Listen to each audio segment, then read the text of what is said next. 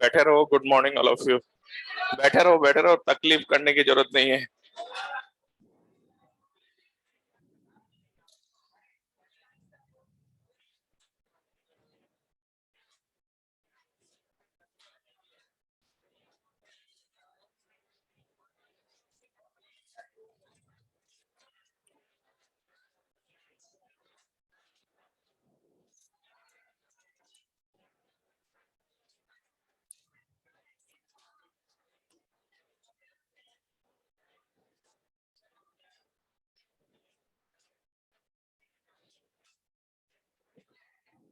Exercise 1 में भी दिया है?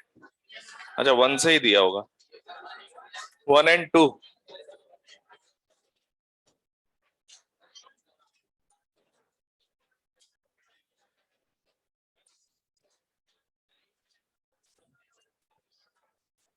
एक्सरसाइज 1।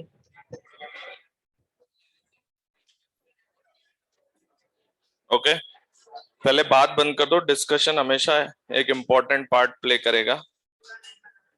क्वेश्चन नंबर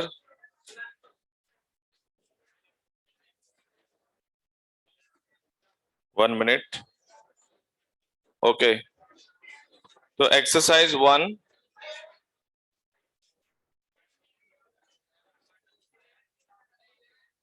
एक मिनट रुक जाओ। एक्सरसाइज 1 में क्वेश्चन नंबर 11th में डाउट आ गया। देखो 11 क्या कह रहा है, एक बॉडी को हमने ड्रॉप किया किसी हाइट h से। पहले तो सब लोग बात बंद कर दें, है ना? ठीक है, नहीं तो मैं आज क्लास ऑफ करके चला जाऊंगा। ये क्लियर बात बोल रहा हूं मैं। ठीक है, आपको बैठे रहना पड़ेगा। 2 क्लास मेरी है। ठीक है, मैंने आज तक कभी ऐसे नहीं पढ़ाया कि मुझे क्लास में बोलना पड़े कि चुप रहो। ठीक है, और वो मैं बोलना भी नहीं चाहता हूँ। ठीक है ना? तो आज अगर आप लोग बात करोगे, मैं डायरेक्ट यहाँ पे चौक रख के चला जाऊंगा। आप लोग अपना पढ़ते रहना, पढ़ाते रहना। Question number 11। एक बॉडी ड्रॉप हुई है कितने हाइट से? h हाइट से। कह रहा है t1 time interval for the first half and second half. ये क्वेश्चन क्यों पूछा जा रहा है? देखिए, यहां से हमने इसको रिलीज किया कितनी हाइट से? तो फर्स्ट हाफ का मतलब h/2 और सेकंड हाफ अगला h/2, यही ना? तो आपको टाइमिंग चाहिए। तो जैसे ये t इक्वल टू 0 है, मान लीजिए ये time t equals to t1 है और ये time t equals to t2। तो पहले आपसे पूछा क्या गया ये पता कर लो। आपको पूछा गया यहां से यहां तक का टाइम, उसको कहा जा रहा है t1, और इन्होंने t2 इसको नहीं कहा है। t2 इन्होंने इस इंटरवल को कहा है। बात समझ गए? और t1 इस इंटरवल को कहा है। यानी ऊपर से नीचे तक का टोटल टाइम कितना? t1 plus t2। तो पार्टिकल इज ड्रॉप्ड, यानी इनिशियल वेलोसिटी 0। अब वो ऊपर से डिस्प्लेस होगा, तो आपकी चॉइस है, आप किधर भी पॉजिटिव मान सकते हो। मैंने किधर मान लिया? Okay, downward positive. तो ut plus half at square. तो u कितना है? 0 plus half g t1 square. ये किसके इक्वल है? h/2। किसके इक्वल है ये? h/2। अब देखो, अगर किसी स्टूडेंट ने ये सोचा कि सर मैं यहां से t2 डायरेक्ट निकालूंगा, ठीक है, तो उसको क्या करना पड़ेगा? जब वो यहां से यहां तक इक्वेशन लिखेगा ना, delta y equals to ut plus half at square, तो उसको या तो यहाँ की वेलोसिटी निकालना चाहिए। समझ गए ना? तो √2gh नहीं बेटा, यहां से यहां तक h/2 है, तो √2g h/2 यहाँ वेलोसिटी आ जाएगी। फिर आप टाइम लगा सकते हो। मैंने क्या किया, इनिशियल से लेके यहां तक एस्टिमेट कर लिया। तो initial velocity 0, half g, time कितना हुआ? t1 प्लस t2 का whole square, that is equal to h। That's all. इन दोनों को डिवाइड कर दो, आपको t1 और t2 में रिलेशन मिल जाएगा। तो सॉल्व करने पे आ रहा है t1 plus t2 upon t1 का whole square, that is equals to 1/2 या 2? अरे इसमें इसको डिवाइड क्या है, आ जाएगा। तो यहां से t1 और t2 में जो रिलेशन पूछा गया है वो आ जाएगा। क्लियर है? सिंपल तो था question. Question number 12। Question number 13, question number 14, question number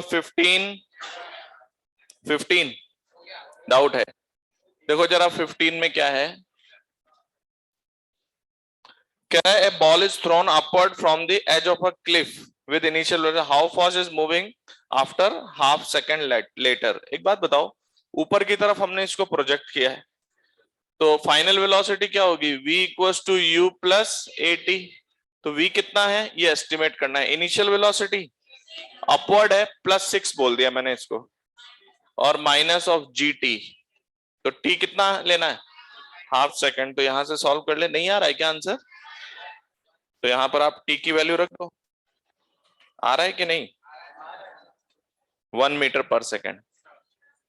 question number 16 doubt है? अच्छा देखो, क्वेश्चन नंबर 16 और क्वेश्चन नंबर 19 ये दोनों एक जैसे हैं। ओके, इवन 16, 17 और 19, तो इन तीनों क्वेश्चन को हम लोग एक साथ पहले डील कर लेते हैं, ठीक है? तो देखिए क्वेश्चन क्या रहेगा हमारे पास। देखिए इसको थोड़ा सा समझना है क्वेश्चन को। देखो पहले मैं आपको जनरल बता देता हूं, फिर आप क्वेश्चन में इंप्लीमेंट कर देना जो रिजल्ट आएगा। बट मेरा सजेशन है कि आप इसको समझें क्वेश्चन क्या है। आपने एक पार्टिकल को किसी इनिशियल वेलोसिटी से प्रोजेक्ट किया। कितनी इनिशियल वेलोसिटी है? v not. अब जैसे अभी तक हम क्या कर रहे हैं, एयर रेजिस्टेंस को नेग्लेक्ट कर रहे हैं, तो इसके ऊपर फोर्स जितना होता है, हालांकि ये चैप्टर जो है वो न्यूटन्स लॉ पर बेस्ड नहीं है, लेकिन कुछ क्वेश्चंस हमें न्यूटन्स लॉ लगा के एक्सेलरेशन निकालने पड़ेंगे। क्लियर है क्या? वो छोटे मोटे ही हैं, बाकी सब एनएलएम में आएगा आपके पास। अभी इतना जानना काफी है कि acceleration equal to net force upon mass of the body, इतने से काम चल जाएगा हमारा। क्लियर? तो एक बात बताओ, पहले इसके ऊपर सिर्फ डाउनवर्ड फोर्स होता था, कितना? mg, लेकिन अभी ये ऊपर जा रहा है ना, तो डाउनवर्ड फोर्स mg के साथ साथ इसके ऊपर एक रेजिस्टिव फोर्स भी एक्ट कर रहा है, F, ये भी डाउनवर्ड एक्ट कर रहा है।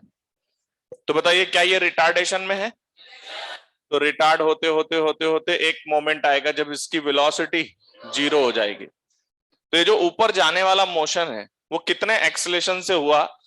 तो उसका एक्सेलेरेशन डाउनवर्ड है, मैंने मान लिया कितना? a1। तो डाउनवर्ड फोर्स कितना? F और mg का वेक्टर सम, तो mg plus f upon m। तो हमारा a1 एक्सेलेरेशन आ गया g plus f by m। Okay, ये जाते हुए है। लेकिन जब वो रिटर्न आ रहा है ना, तो रिटर्न आते वक्त क्या है, रेजिस्टिव फोर्स क्या होगा? अभी तो वेलोसिटी 0 है, बट जैसे जैसे नीचे आएगा तो ये कुछ नीचे की तरफ वेलोसिटी एक्वायर करेगा, तो mg तो नीचे ही लगेगा, लेकिन रेजिस्टिव फोर्स किधर एक्ट करेगा? ऊपर की तरफ। तो क्वेश्चन में f का मैग्नीट्यूड सेम है, लेकिन जाते वक्त f की डायरेक्शन नीचे है और वापस आते वक्त f की डायरेक्शन ऊपर है। तो बताइए जो रिटर्निंग मोशन है उसमें इसका एक्सेलरेशन कितना होगा? तो let's say the acceleration is a2, कितना होगा? mg minus f upon m। हालांकि ये चैप्टर आपका कॉज पर बेस्ड नहीं है, सिर्फ मोशन एनालाइज करना है, बट ग्रेविटी में कुछ क्वेश्चंस आ जाते हैं, क्योंकि mg भी हम लोगों ने ऐसे ही पता किया है, पहले mg अपॉन m करके ही g निकाला है। क्लियर है क्या? तो अब देखो ये जब नीचे आके यहां पर टकराएगा, तो पहली बात तो ये कि जैसे अगर मुझे जाने का टाइम और आने का टाइम टोटल निकालना हो सपोज, तो भी मैं टोटल मोशन एक साथ एनालाइज नहीं कर सकता हूं। क्यों? क्योंकि जाते वक्त एक्सेलरेशन अलग है और आते वक्त अलग है। तो क्या आपको लगता है मैं थ्रू आउट कोई डिस्कशन कर सकता हूं? नहीं। अच्छा, ये जाने वाला मोशन भी कांस्टेंट एक्सेलरेशन का है, इसकी वैल्यू लेकिन g प्लस, और ये आते हुए g minus F by M. तो दोनों जाना और आना अलग अलग एक्सेलरेशन पर है, बट वो कांस्टेंट एक्सेलरेशन है। क्लियर है? तो आपको टाइम ऑफ एसेंट और टाइम ऑफ डिसेंट का रेशियो चाहिए। तो टाइम ऑफ एसेंट निकालने के लिए, अच्छा मुझे बताओ इन दोनों के लिए कौन सी चीज कॉमन है? हाइट। जितना ये ऊपर जाएगा उतना ही इसको नीचे आना है। तो पहले मैं इसके अकॉर्डिंग बात कर रहा हूं। इधर देखो, टेकिंग अपवर्ड एज पॉजिटिव इधर वाले पार्ट के लिए, तो मुझे पता है कि कांस्टेंट एक्सेलरेशन का मोशन है, तो मुझे पता करना है इसकी हाइट कितनी है। तो मैंने लिखा v equals to u plus at।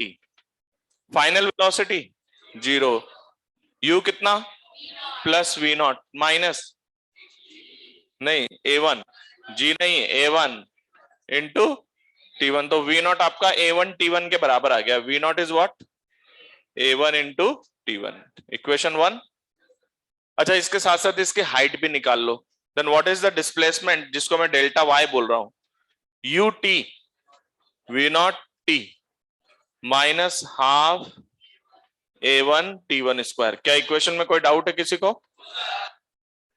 एक आपने डिस्प्लेसमेंट लिख लिया, तो इसका t1 टाइम तक कितना डिस्प्लेसमेंट है एक बार वैल्यू लिख देते हैं। तो t1 टाइम तक इसका डिस्प्लेसमेंट कितना, देखो v नॉट और t1 है ना, तो t1 v नॉट की वैल्यू किसके बराबर है a1 t1, तो ये इसको यहां रखने पर आएगा a1 t1 square minus half a1 t1 square, that is your half a1 t1 square. और ये डिस्प्लेसमेंट मान लेता हूं कि ये हाइट h है, तो this value is equal to h। ये आपके पास इक्वेशन 3। ये जाने वाला टाइम है, कंफर्म? तो जाने वाले के करस्पॉन्डिंग ये इक्वेशन है। अब जब वो रिटर्न आएगा तो इनिशियल वेलोसिटी कितनी 0। अब याद रखना, रिटर्न आते वक्त कोई जरूरी नहीं है कि मैं अपवर्ड ही पॉजिटिव मानूं या डाउनवर्ड पॉजिटिव मानूं। जैसे मैंने अभी क्या माना था, तो मैं यहाँ साइन कन्वेंशन रिटर्निंग पार्ट के लिए चेंज भी कर सकता हूं, आपकी चॉइस होगी, उससे आंसर पे कोई फर्क। तो मैंने कर दिया direction downward is taken as positive.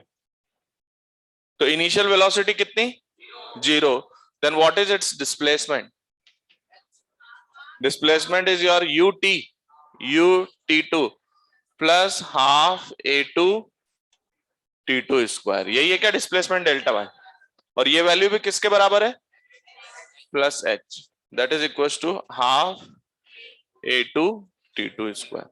देखिए मैं एक बार आपको बता देता हूं, यहां अगर कोई स्टूडेंट ये बोलता है कि सर मैं डाउनवर्ड नेगेटिव लूंगा, तब भी इक्वेशन यही आएगी लास्ट, क्योंकि यहां आएगा माइनस a2 तो यहां माइनस h, तो इक्वेशन यही आएगी, उससे कोई दिक्कत नहीं है। इक्वेशन 2 आ गई आपके पास और इक्वेशन 1 आ गई।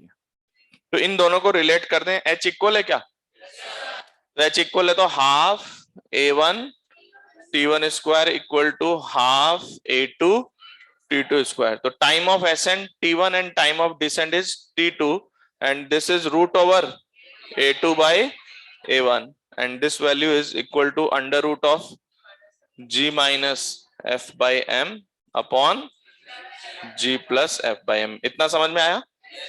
अच्छा, इसके बाद क्या है, जैसे एक क्वेश्चन में आपसे इन दोनों की वेलोसिटी को भी रिलेट करने के लिए कहा गया है। तो मान लो इसकी वेलोसिटी नीचे की तरफ कितनी है v, तो बताओ क्या एक्सप्रेशन आएगा, v equals to a2 t2 आएगा क्या, कितना आएगा a2 t2, सही बात है।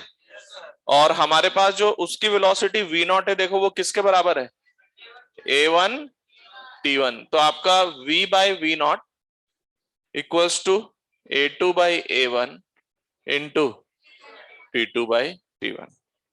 तो t2 बाय t1 किसके बराबर है under root a1 by a2, तो your v upon v not is, ये तो है a2 बाय a1 और ये है under root a1 by a2, confirm. तो v equals to v not under root a2 upon a1। इतना समझ में आएगा? तो देखो अभी जो वो तीनों क्वेश्चन है वो इसी पर बेस्ड है।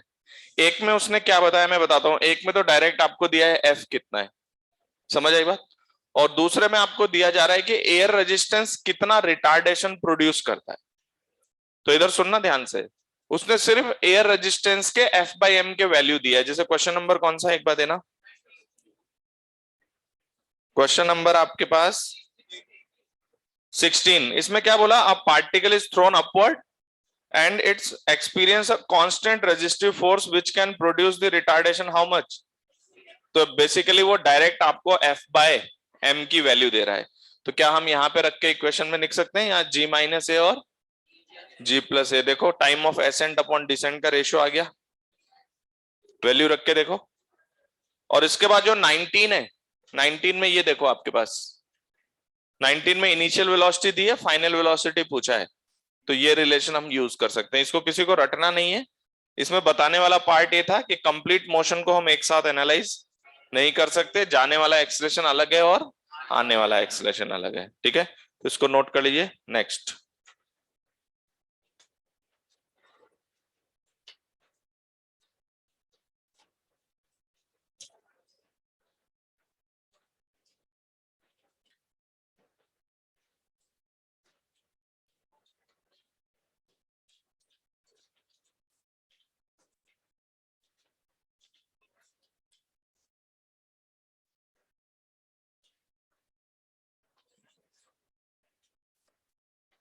क्वेश्चन तो समझ गए ना?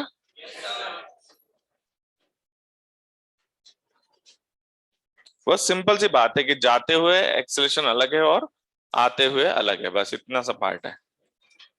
तभी आपने एक चीज नोटिस किया, इसकी जाते हुए वेलोसिटी अलग थी और आते हुए अलग है। अगर ये सिर्फ मोशन अंडर ग्रेविटी होता तो ग्राउंड से जिस स्पीड से प्रोजेक्ट करोगे वापस उस लेवल पे आने पर उसकी स्पीड क्या होगी, वही हो जाएगी, डायरेक्शन अपोजिट। इस केस में नहीं, अगर सिर्फ ग्रेविटी रहे तो। अभी अलग अलग आ रहा है ना, देखो v और v नॉट डिफरेंट है। तो ये कौन कौन से क्वेश्चन सॉल्व हो गए आपके? क्वेश्चन नंबर 16, 17 एंड 19 तीनों सॉल्व हो गए। एंड लास्ट क्वेश्चन नंबर 18, मतलब लास्ट मतलब ये एक्सरसाइज का 18 एंड 20 हो गया।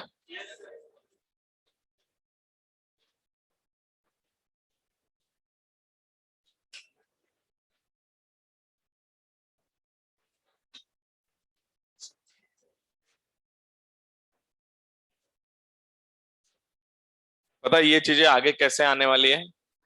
कभी ऐसा क्वेश्चन आता है जैसे इंक्लाइंड प्लेन है ना, वो आपको फ्रिक्शनल दे देगा, फिर वो कहेगा हमने इंक्लाइंड प्लेन पे एक पार्टिकल को ऊपर फेंका, फिर जब वो ऊपर जाएगा फिर ऊपर से नीचे आएगा, तो वहां पे भी इसी तरीके की कैलकुलेशंस होती हैं, वो वहीं पे बात करेंगे। Next question number 18 and question number 20, exercise 2 में आ जाइए। एक्सरसाइज 2 लेवल 1, उधर कोई डाउट आ रहा है क्या अलग से? Exercise 2 level 1, okay. Question number 1, 2 doubt है? Very good. मतलब हम लोग पता क्या चाहते हैं, हम चाहते हैं ये तो क्वेश्चन पढ़े और पढ़ते ही कुछ मिल जाए, वो संभव नहीं है, ये ध्यान रखना। फिर मतलब सारा खेल एटीट्यूड का ही तो है। आपको ये रियलाइज करना होगा कि 9th 10th में, 11th 12th में और जेई एडवांस में फर्क होता है, ठीक है। तो आप अगर आंसर देख के ढूंढ रहे हैं तो आपको मिलेगा ही नहीं, तो you have to work out. आपसे क्या कहा गया, एक बॉल को हमने बिल्डिंग से ड्रॉप किया, it takes how much, ball takes 0.5 second to fall past the 3 meter window. देखिए हमारे पास ये बिल्डिंग है, यहां कहीं पे विंडो है, कितनी विड्थ है इसकी, 3 मीटर्स। इक्वेशन वही है जो हम लोग यूज करते हुए आ रहे हैं। अच्छा कितना टाइम लेता है यहां से यहां तक जाने में, मतलब इस जगह से और इस जगह तक का टाइमिंग है 0.5 सेकेंड, ओके। तो इस कंडीशन को एनालाइज करने के लिए, और अच्छी बात देखो उसने क्या किया, उसने टॉप और बॉटम पर वेलोसिटी को एक्सप्रेस किया है, कितना इधर vt और vb। आपको पता है एक्सेलेरेशन डाउनवर्ड है, हमने डाउनवर्ड ही पॉजिटिव मान लिया, तो downward is taken as positive. अब क्या करें, v equals to u plus a t valid है, तो v equals to u plus a t. v कितना, final velocity vb equals to vt minus की प्लस g इंटू टाइम, यहां से यहां तक का टाइम। तो जिस इंटरवल में इक्वेशन लिखते हैं, जिस इंटरवल में हम इक्वेशन लिखते हैं उस इंटरवल में v equals to u plus a t, मतलब ये t लगा दिया गया यहाँ पे, और 0.5 सेकंड पहले कितना u था वो यूज हो गया। आप चाहो तो ऊपर से भी लिख सकते हो इक्वेशन, इतना समझ में आया?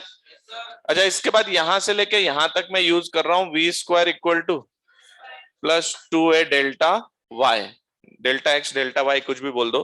Final velocity vb square equals to vt square plus 2g और डेल्टा y, 3 मीटर, सब पॉजिटिव है। तो एक रिलेशन है आपके पास VB square minus VT square equals to how much it is 60, और यहां से आ रहा है VB minus VT equals to 5। Equation 1, equation 2। अब आपको जो सॉल्व करना है कर लो यहां से। Any doubt?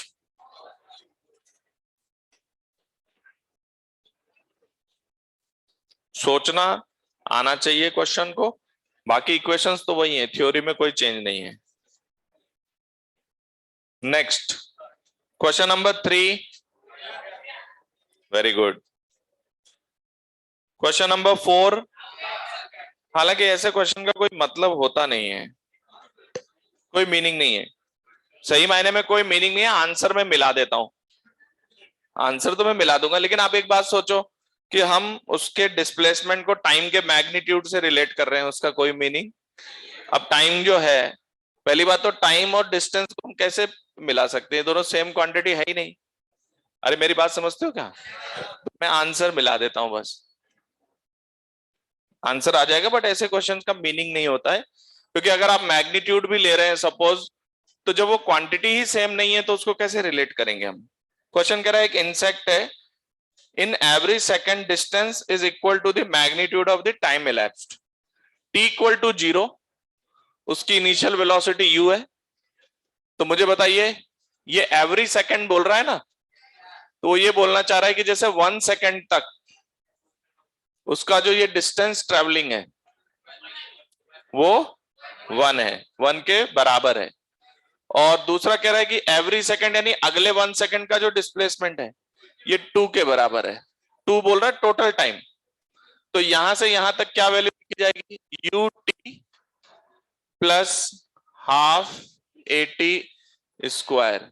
इसकी वैल्यू कितनी है, मैग्नीट्यूड ऑफ टाइम यानी 1 के बराबर है। अगला आपको यहां से लेके यहां तक का चाहिए, तो यहां से यहां तक की वैल्यू 2 के बराबर है। तो यहां पर उसकी वेलोसिटी कितनी है, u प्लस AT। क्या कहते हो, यहां से u प्लस AT, यहां की वेलोसिटी आ गई, और इनिशियल वेलोसिटी हुई u plus A plus plus half AT square. अब याद रखना टाइम यहां से यहां तक का ही डलेगा, क्योंकि मैं इनिशियल वेलोसिटी ये ले रहा हूं ना, तो time half that is equals to 2।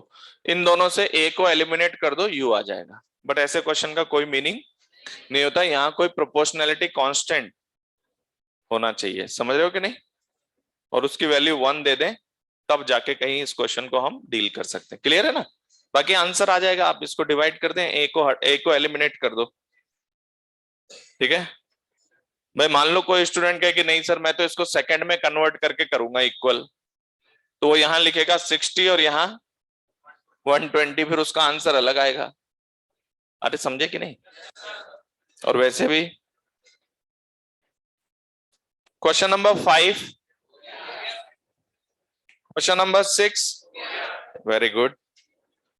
Question number 7, question number 8, 9 मैंने करवा दिया क्लास में, कल एक किया था ना, show that T1 plus T2 equals to time of flight, और दूसरा हमने T1 T2 2h/g निकाला था, याद आ रहा है? तो वहां से h की वैल्यू आ जाएगी आपके पास g/2 इंटू T1 T2। याद आया कि नहीं क्वेश्चन? क्वेश्चन नंबर 10, 11, 11 में इसलिए डाउट है क्योंकि इसमें NLM लगेगा थोड़ा, ठीक है। एक दो क्वेश्चन आ जाते हैं इधर उधर से, तो NLM के करस्पॉन्डिंग तो सही मायने में मुझे सॉल्व नहीं करना चाहिए इसको, बट कर देता हूं मैं। कितना आएगा ये आपके पास, एक ग्रूव दिया हुआ है, ये ग्रूव ऐसे है, कितना एंगल पर, 60 डिग्री के एंगल पर, और एक ये दूसरा ग्रूव ऐसे है परपेंडिकुलर। ओके, देखो इसमें कोई दिक्कत नहीं है, क्यों, जैसे ही आप इसको छोड़ोगे यहां से तो डाउनवर्ड फोर्स mg, तो इसका एक्सेलरेशन g ही आ जाएगा। लेकिन जब मैं इसको यहां से छोड़ूंगा तो ये कंस्ट्रेंट मोशन है, कंस्ट्रेंट है, the particle is constraint to move along the groove. तो आपको पता है बिकॉज इसका पाथ स्ट्रेट लाइन है, हालांकि मैं एनएलएम की प्रॉपर्टी यूज कर रहा हूं, तो आपको ये दिख रहा होगा कि इसका एक्सेलरेशन इधर ही होना चाहिए, इसके परपेंडिकुलर में नहीं होना चाहिए। तो इधर आपके पास फोर्स है mg और ये एंगल थीटा है ना 60, तो इधर mg cos theta, mg cos theta और इधर mg sin थीटा, यही ना। और ऊपर की तरफ क्या लगेगा n। Normal reaction mg sin theta को बैलेंस कर लेगा। समझ आई बात? ये वैसे एनएलएम में सीखेंगे जिनको नहीं आता है।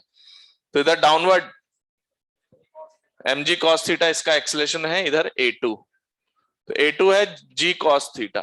कंफर्म? अब यो कह रहा है कि यहां से यहां तक की टाइमिंग और यहां से यहां तक की टाइमिंग का आपको रेशियो चाहिए।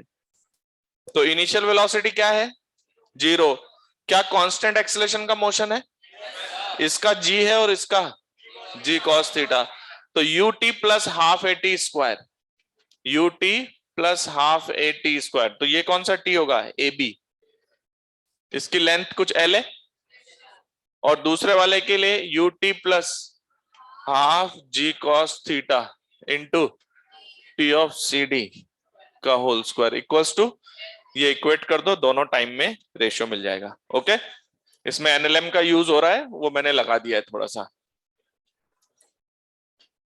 ओके, नेक्स्ट, आ रहा है आंसर? क्वेश्चन नंबर 12 सिंपल है। क्वेश्चन नंबर 13 के बाद क्वेश्चन नंबर 14, डाउट है? अच्छा, इसमें क्या कह रहा है, पहले तो मुझे बताइए ग्राफ किसका है ये, y और x, क्या ये इक्वेशन ऑफ ट्रेजेक्ट्री है? यही उसके पाथ की इक्वेशन है। एक मिनट, पाथ की इक्वेशन है ना? तो आपको याद है क्या कि हमने आपको बताया था कि average velocity delta R by delta T होता है। मतलब जैसे मान लो हम इनिशियल से शुरू कर रहे हैं, तो किसी पॉइंट तक की एवरेज वेलोसिटी होती है delta R by delta T, और किसी पॉइंट की इंस्टेंटेनियस वेलोसिटी है D R by d t. तो एवरेज वेलोसिटी की डायरेक्शन इनिशियल से फाइनल को ज्वाइन करने के अलोंग होती है, और इंस्टेंटेनियस वेलोसिटी टेंजेंट के अलोंग होती है। तो ऐसा करो, आप इनिशियली कोई पी पॉइंट है ना आपके पास, तो आपको इस कर्व पे एक ऐसा पॉइंट ढूंढना है जिसका डेल्टा आर वेक्टर और टेंजेंट सेम हो। तो मान लो ये पॉइंट है, क्या आपको लगता है डेल्टा आर ये है यहां से, लेकिन टेंजेंट तो ये है, क्या इनकी वेलोसिटी की डायरेक्शन सेम है क्या? ओके, तो वो कह रहा है कि इंस्टेंटेनियस वेलोसिटी की डायरेक्शन और एवरेज की डायरेक्शन क्या होनी चाहिए। मतलब आपको इस पॉइंट से एक ऐसा पॉइंट ढूंढना है जिस पर टेंजेंट, तो डायरेक्ट ज्वाइन करने पे जो पॉइंट बने, समझ रहे हो क्या? तो डायरेक्ट ज्वाइन करने पे जो पॉइंट बनेगा, तो ये आपको डेल्टा आर की डायरेक्शन दे रहा है और यहां पर ये टेंजेंट भी है। अरे समझे क्या? तो ग्राफ में ये अप्रोक्सीमेटली सी पॉइंट है, हालांकि टेक्निकली सी नहीं है ये, ध्यान से सुनना, अप्रोक्स बोल रहा हूं मैं, एग्जैक्टली सी नहीं है, सी से ये थोड़ा पहले हम ज्वाइन करेंगे तो उस जगह पर टेंजेंट और यहां से वहां तक का कॉर्ड, मतलब कॉर्ड कहने का मतलब है डेल्टा आर, वो दोनों एक ही होने चाहिए। समझ में आई बात? Next, most appropriate answer C है हमारा, क्योंकि ए बी और डी में तो ऐसा नहीं है, लेकिन सी पर भी सही मायने में ऐसा नहीं है। सी तक आने के लिए ना पी को एकदम सी के लेवल पे होना पड़ेगा, पी को सी के लेवल पे होना पड़ेगा, क्योंकि पी थोड़ा नीचे है ना, तो जब ऐसे लाइन ड्रॉ करोगे तो सी के पहले ही कहीं टच हो जाएगा। क्वेश्चन नंबर 15, 16, बहुत ग्राफ बनवा दिए मैंने वैसे तो। क्वेश्चन नंबर 17, 18, जो वेलोसिटी का ग्राफ है उसमें मॉड लगा दो, स्पीड का ग्राफ आ जाएगा। Question number 19, very good, 20, 21, 22, 22 the maximum displacement of the particle. इधर देखिए मैक्सिमम डिस्प्लेसमेंट पूछा है इनिशियल पॉइंट से, तो बताओ पार्टिकल कब तक सीधा चल रहा है? जब तक उसकी वेलोसिटी पॉजिटिव है। उसके बाद जब नेगेटिव होगी तो उसका डिस्टेंस तो बढ़ता जाएगा बट डिस्प्लेसमेंट कम होता जाएगा। इसका मतलब ये हुआ कि वो जो आपने एक टाइम निकाला है ना 4 और 6 के बीच में, तो ऊपर वाला एरिया जो है वो उसका मैक्सिमम डिस्प्लेसमेंट है। उसके बाद उसकी डायरेक्शन बदल जाएगी तो उसका डिस्प्लेसमेंट क्या होने लग जाएगा? कम। तो आपको कहां तक का एरिया चाहिए? 4 से लेके सॉरी 0 से लेके वो 4 और 6 के बीच का जो पॉइंट आया है आपका, उस जगह पर। कंफर्म? समझ में आया मैक्सिमम डिस्प्लेसमेंट? यानी ऊपर वाला एरिया निकाल दो। क्वेश्चन नंबर 23, 24, 25, 26, 27, 28, 28 में डाउट है। क्या कह रहा है? V equal to l N x, तो नेट फोर्स चाहिए। सही मायने में ये एनएलएम का क्वेश्चन हो गया। तो पहले आपको V क्या दिया हुआ है? L N x. तो what is the acceleration? V dv by dx। तो V कितना है? L N X. और dv by dx 1 by X. तो वो आपसे क्या कह रहा है कि इसके ऊपर नेट फोर्स कब जीरो होगा? नेट फोर्स जीरो होने पर एक्सेलेरेशन जीरो होगा। एक्सेलेरेशन जीरो आएगा when x equal to 1। ln 1 zero होता है। क्वेश्चन नंबर 29, डाउट है? आपको फोर्स दिया है तो क्या एक्सेलेरेशन निकाल सकते हो? 29 देख लो भाई।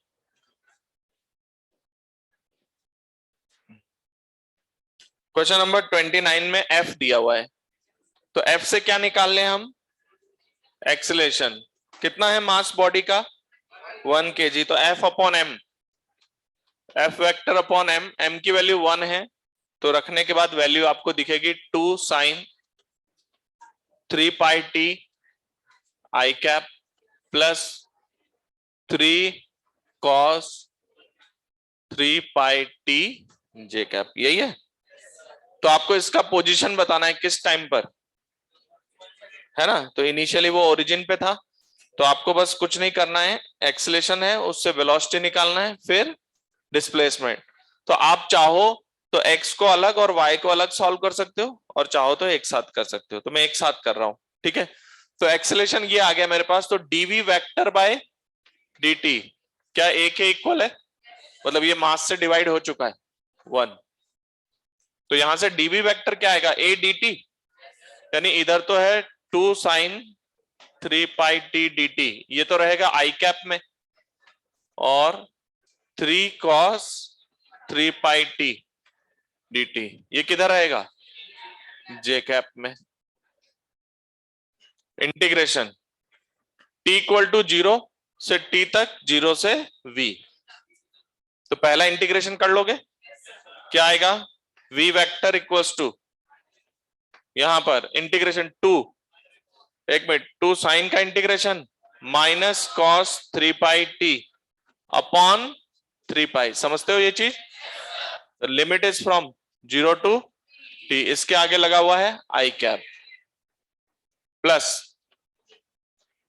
अगला लिखा हुआ है 3 साइन 3 पाई t अपॉन 3 पाई, लिमिट 0 से t, ये j कैप।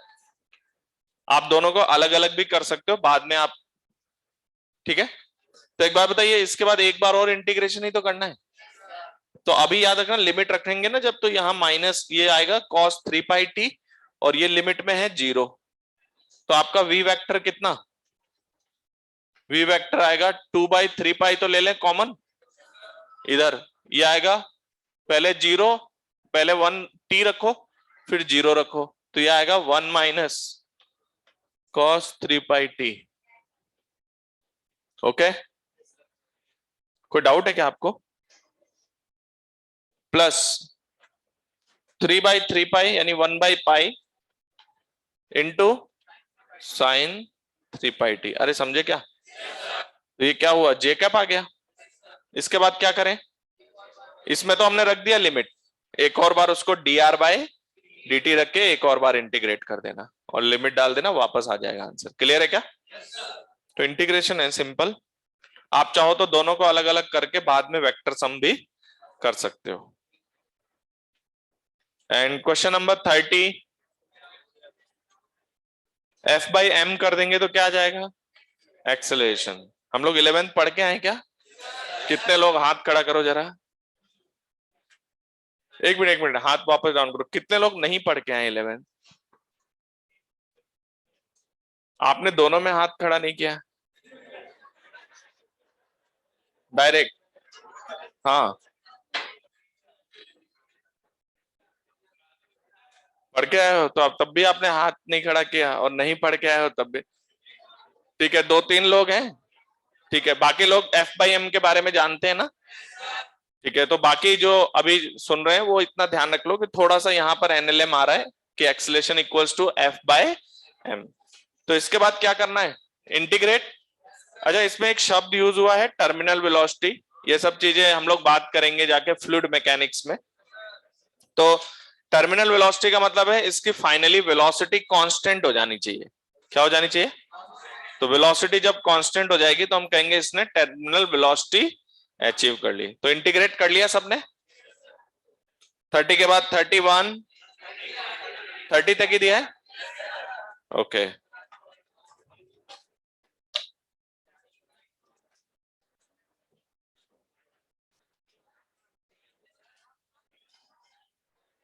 बिठा दू।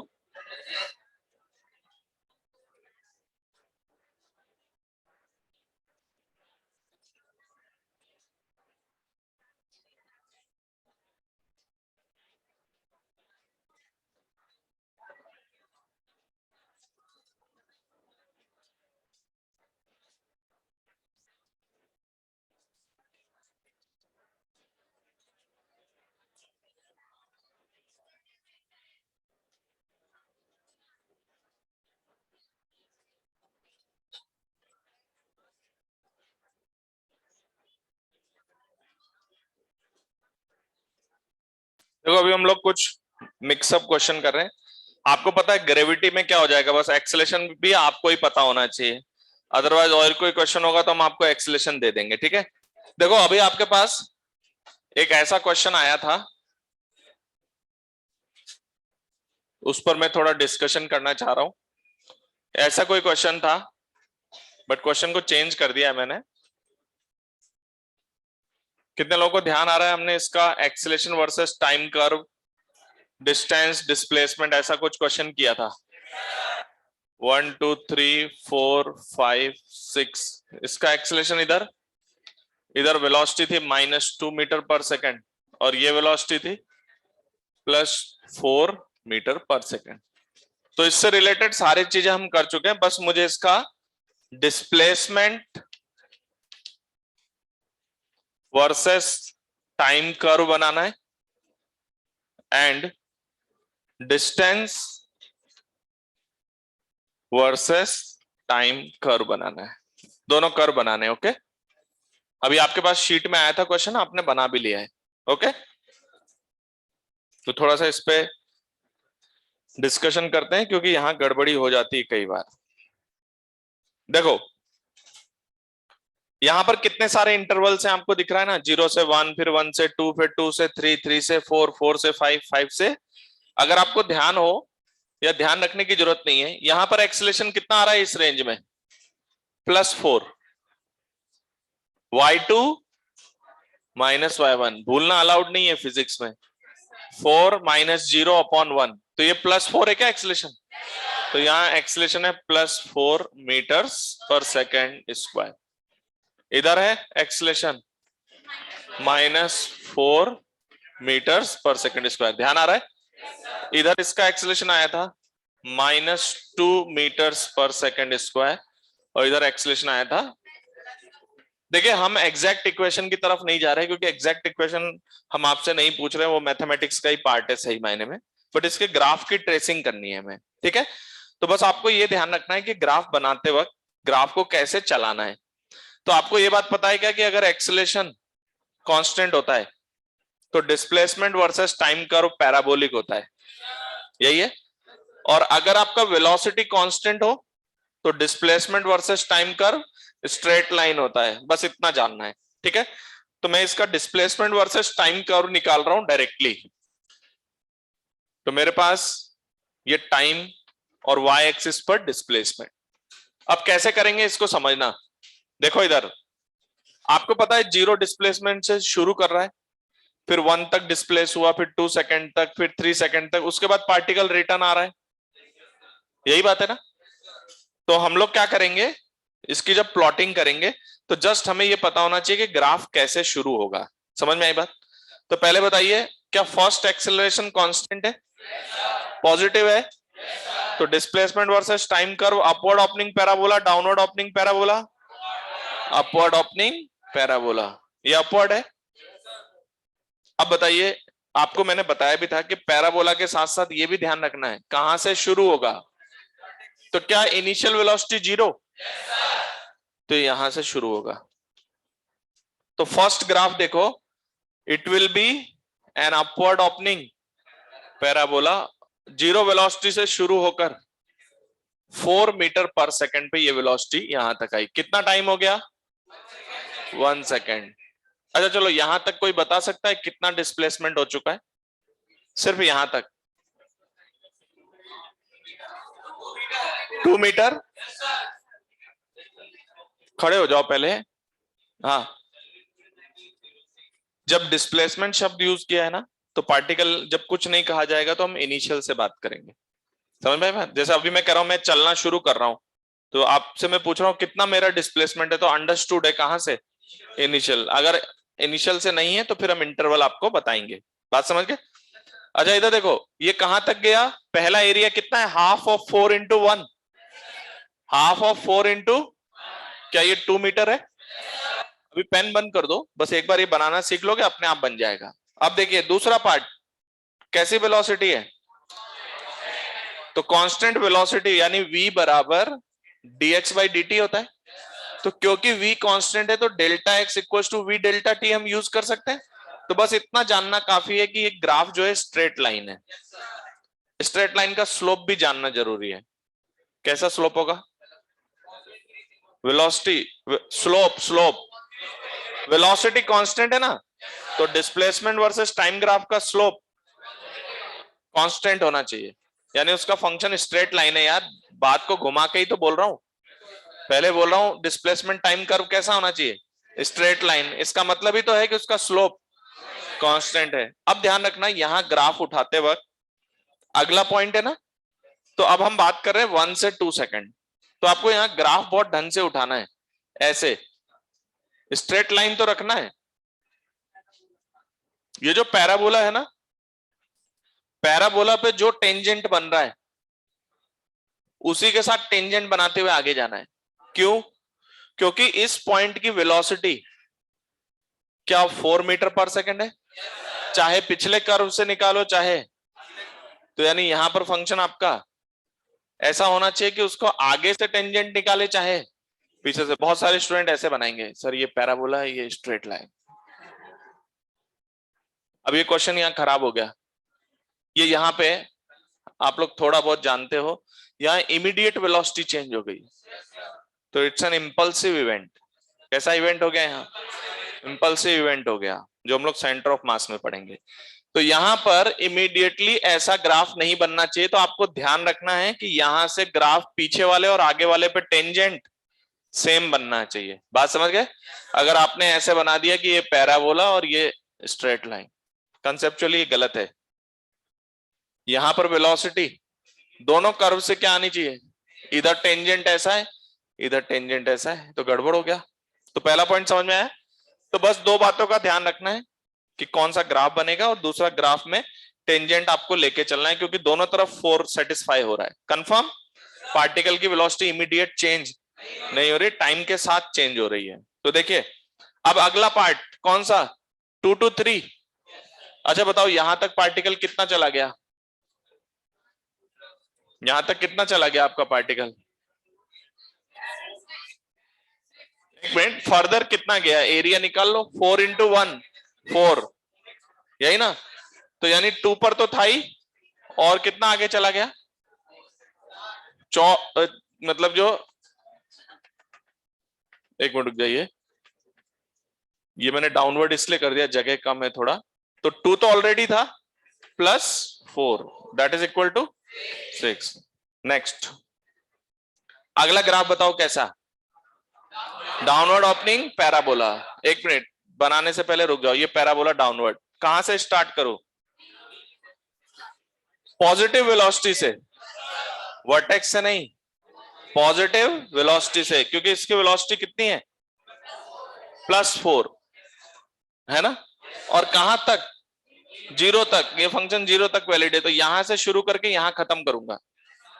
ये बातें पता नहीं होती जनरली बच्चों को, वो बस डाउनवर्ड पैराबोला बनाना है, कुछ लोग यहीं से पैराबोला ऐसे गिरा देते हैं, बात समझ रहे हो, क्योंकि डाउनवर्ड था भाई, तो नीचे चले गए हम, लेकिन वो डाउनवर्ड पैराबोला का कौन सा पार्ट है वो भी एनालाइज करना है, समझ गए। तो अब कैसे बनाऊं, downward opening parabola, start with a positive velocity and at, ये मैं ग्राफ पढ़ पढ़ के बता रहा हूं, मुझे कोई सपने में नहीं आया है, +4 और 0, +4 से 0 के लिए ग्राफ बना रहा हूं, ओके। चलिए, और उसके ऊपर भी ध्यान रखने वाली बात है कि ऊपर से भी +4 वेलोसिटी है और दूसरे फंक्शन में भी, तो t इक्वल टू 2 सेकेंड पर उसकी वेलोसिटी +4 मीटर पर सेकेंड आनी चाहिए। यहां से टेंजेंट ढंग से उठाऊंगा और ये यहां छोड़ दिया, कहां तक पहुंच गए, t इक्वल टू, तो ये आपका 2 सेकेंड और ये 3 सेकेंड। बताइए यहां तक एडिशनल कितना डिस्प्लेसमेंट, हाफ ऑफ 4 इंटू 1 2 और ऐड कर दो, ये +8 हो गया, ओके। इसके बाद देखते हैं आगे क्या होगा। इसके बाद अगला बताओ, आप लोग बताओ कैसा पैराबोला, एक्सेलरेशन नेगेटिव है, तो माइनस ½ आएगा, तो कैसा पैराबोला, अच्छा डाउनवर्ड पैराबोला के स्टार्टिंग और एंड पॉइंट की वेलोसिटी क्या है, 0 से -2, डाउनवर्ड ओपनिंग पैराबोला ये होता है, बट इसकी वेलोसिटी 0 यहां है, नेगेटिव यहां है, समझ गए क्या। तो यहां से डाउनवर्ड ओपनिंग पैराबोला जो है वो ऐसा बनेगा, 0 वेलोसिटी से आएगा, और ये अलग पैराबोला, ये वाला अलग है और ये वाला अलग है। बताइए कितना डिस्प्लेसमेंट कम करूं, ये एरिया 1 है क्या, तो इसका मतलब 8 तक चला गया था, वापस 7 पर अटका देते हैं वापस इसको, समझ में आई बात, ओके। इसके बाद कैसा फंक्शन है, वेलोसिटी कांस्टेंट -2, वेलोसिटी कांस्टेंट है और -2 है, समझ गए। तो स्ट्रेट लाइन फंक्शन है, लेकिन वेलोसिटी नेगेटिव है तो स्लोप भी, तो स्ट्रेट लाइन ऐसा होगा, और यहां जिस वेलोसिटी पे छोड़ेंगे वही वेलोसिटी मेंटेन रहनी चाहिए। तो अगला डिस्प्लेसमेंट कुछ ऐसे आएगा, मतलब डिस्प्लेसमेंट टाइम कर्व ऐसे आएगा, यहां देख रहे हो फंक्शन डिफरेंशिएबल है, मतलब यहां पर आपका कंडीशन। अब बताइए कितना नीचे आ गए, ये वाला 2 मीटर और आ गए, तो 7 से 2 नीचे जाएंगे, ये 5 तक आ गए।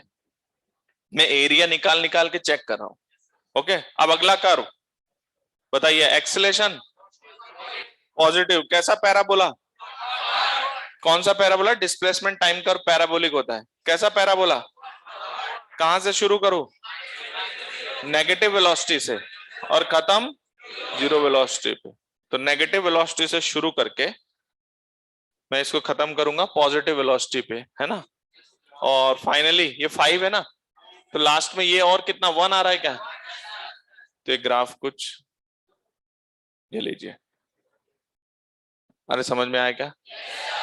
तो लास्ट इसका डिस्प्लेसमेंट 4 मीटर है, ये आप देख सकते हो यहाँ टेंजेंट दोनों तरफ से सेम है, और कौन सा पैराबोला ये, अप अपवर्ड ओपनिंग पैराबोला 0 है और ये पॉजिटिव है, तो यहां से शुरू हुआ नेगेटिव वेलोसिटी से 0 वेलोसिटी तक, अरे समझ में आया कि नहीं।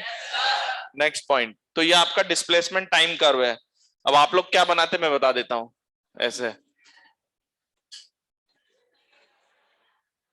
ये बन गया, समझ रहे हो क्या? इतनी जल्दी जल्दी बनाओगे तो गलत होगा। आपने देखा मैंने क्या क्या सोचा? एक तो उसका स्लोप और पैराबोला कहां से स्टार्ट होगा, कहां पर एंड होगा। अदरवाइज यहां जैसे अपवर्ड ओपनिंग पैराबोला बनाना था ना, तो कुछ लोग यहां से आगे और पूरा बना देंगे। तो आपको ये ध्यान रखना है कि some part of this you are going to consider. Okay, चलिए इसके बाद कौन सा कर्व पूछा है? डिस्टेंस। तो डिस्टेंस और डिस्प्लेसमेंट यहां तक सेम है। तो पहले आपने डिस्प्लेसमेंट टाइम कर्व बना दिया, अब आपको डिस्टेंस का बनाना है। तो कुछ भी नहीं करना है, ये जितना नीचे आ रहा है इतना, ये जितना नीचे उतना। तो इस कर्व को इसकी मिरर इमेज ले लेते हैं। प्लेन मिरर पढ़ चुके हैं क्या?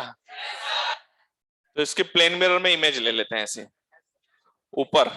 ओके, ये वाला कर्व ऐसे हो गया। फिर ये व्हाइट वाला कर्व आपका ये, समझ रहे हो? और फिर ये येलो वाला कर्व। इरोडो में ऐसा ग्राफ दिया हुआ है। ओके, ग्राफ नहीं दिया मतलब आंसर में दिया है। तो आज जाके देखोगे क्या कि सॉल्व भी करोगे? ठीक है, तो उस क्वेश्चन को सॉल्व करना। This is your displacement versus time and this is distance versus time. समझ में आई बात? नोट करिए फटाफट। Next problem. हाँ,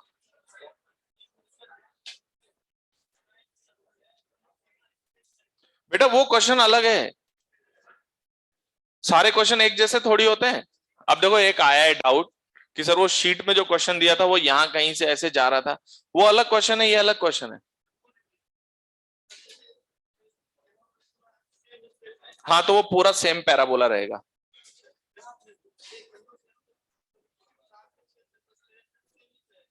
हाँ बिल्कुल सेम रहेगा।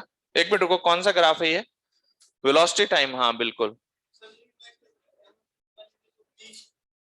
नहीं, वो क्यों आ रहा है पता है? आपने बीच में 5 मान लिया उसको, वो 5 नहीं है। तो 5 नहीं है वो, कुछ और है। टी नॉट मान लो उसको, तब आ जाएगा। अरे ये समझ में आया सबको? तो इसका हमने एक्सेलेरेशन टाइम कर्व पहले बना लिया था, इसके एवरेज वेलोसिटी एवरेज स्पीड हम निकाल चुके हैं। अब जस्ट डिस्प्लेसमेंट और, तो ये आपका डिस्प्लेसमेंट है और ये डिस्टेंस है। यहां तक कर्व एक जैसा जाएगा। इसके बाद जस्ट इसको पलटना है सिमिलर मैनर में। समझ में आ गया क्या?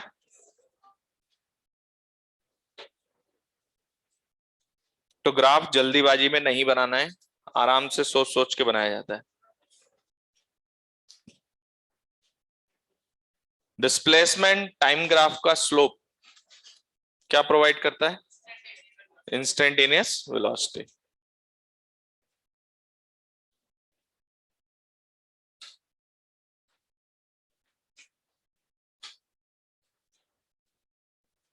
अभी भी ग्राफ में स्लोप मिला हो, दोनों स्लोप में देखो मैंने कितने आराम से बनाया है ग्राफ।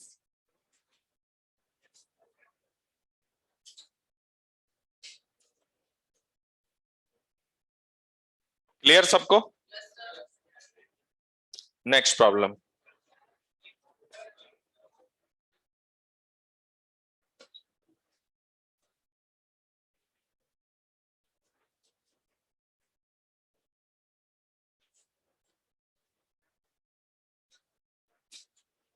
देखिए एक स्टूडेंट ने पूछा है कि sir last part from 5 to 6 second. देखिए 5 to 6, 5 to 6 क्या है? Acceleration positive. कैसा पैराबोला? Upward opening. इसमें सोचना मत, अपवर्ड ओपनिंग पैराबोला बनेगा। एक्सेलेरेशन अगर पॉजिटिव है कांस्टेंट में, तो ये अपवर्ड पैराबोला। लेकिन इसको रखने से पहले सोचना पड़ेगा कहां से शुरू करें। तो it's initial velocity -2, final velocity 0। -2 यहां कहीं से आएगा और 0 यहां कहीं खत्म करना पड़ेगा, यानी इस पार्ट को मुझे उठा के यहां एडजस्ट करना है। समझ गए क्या? तो नेगेटिव वेलोसिटी से 0 वेलोसिटी तक हमने बनाया है। ओके, तो इरोडो का ये वाला क्वेश्चन आज कर लेना जाके, ठीक है? क्वेश्चन नंबर होगा स्टार्टिंग में ही है, 3-4 नंबर पे आपको दिख जाएगा। ऐसा ग्राफ दिया है उन्होंने। हाँ ये रहा ना, क्वेश्चन नंबर 4, नहीं क्वेश्चन नंबर 4 नहीं है, 4 भी कर सकते हो आप। क्वेश्चन नंबर 18, कौन सा क्वेश्चन है ऐसा कर्व आएगा? 18, लेकिन यहां पर उन्होंने ये डायरेक्ट ऐसे दिया ट्राइंगल, इसलिए मैं दे रहा हूं आपको करने के लिए कि मैंने ये वाला बनाया है, उसको आप खुद ट्रेस करें कि कैसा बनेगा। क्लियर है? कुछ बोलना मत तुम लोग, है ना? अरे हो जाएगा कि नहीं? नेक्स्ट क्वेश्चन लिखिए।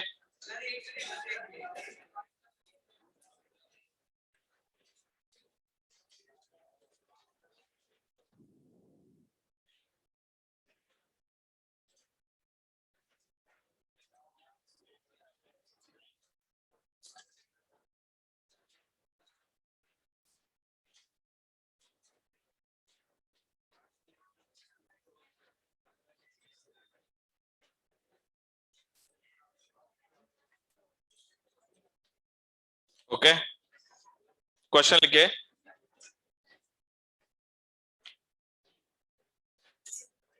तो ये भी इरोडो का ही क्वेश्चन है, पर हम लोग इसमें क्या ग्राफ का अप्रोच भी लेते हैं कई बार सॉल्व करने के लिए। क्वेश्चन लिखिए। A particle starts from rest, a particle starts from rest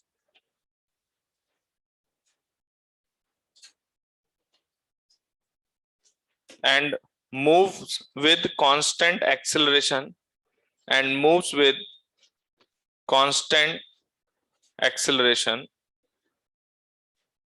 plus 5 constant acceleration plus 5 meters per second square। ठीक है? after some time after some time after some time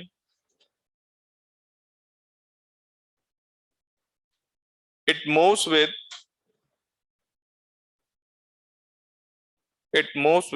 constant acquired velocity।